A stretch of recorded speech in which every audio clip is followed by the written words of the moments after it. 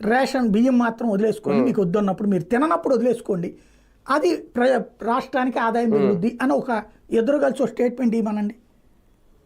అప్పుడు ఈ 60 లక్షల కార్డులు వదిలేసుకుంటారు. అది రైతులు పండించిన మొత్తం నుంచి పాయింట్ అదే.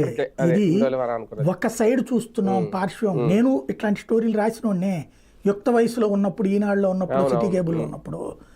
తర్వాత ఒక రైతు సంఘం నాయకుడు, అట్లాగే ఒక సివిల్ సప్లైస్ అధికారి, వీళ్ళందరూ మాట్లాడారు. వాళ్ళు అవినీతి పరులు కాదు, నిజాయితీగా డిస్కస్ చేద్దాం మనమని కూర్చోబెట్టారనమాట.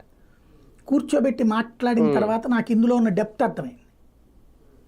అప్పుడు నేను అన్నా, మరి అట్లాంటప్పుడు తినేది ఇవ్వచ్చు కదంటే అది కరెక్ట్ అయ్యా నువ్వు చెప్తోంది అంటున్నారు వాళ్ళు. ఇప్పుడు కూడా నేను అదే అంటున్నా, తినే బియ్యం వాడు పారపోస్తే ఖచ్చితంగా క్రైమ్. వాడికి తినే బియ్యం ఇవ్వకుండా ఈ బియ్యం ఇచ్చి ఎట్లా పోని. ఇంకొకటి, ఆ తినే బియ్యం ఇవ్వాలన్నా కూడా వీళ్ళ వల్ల కాదు.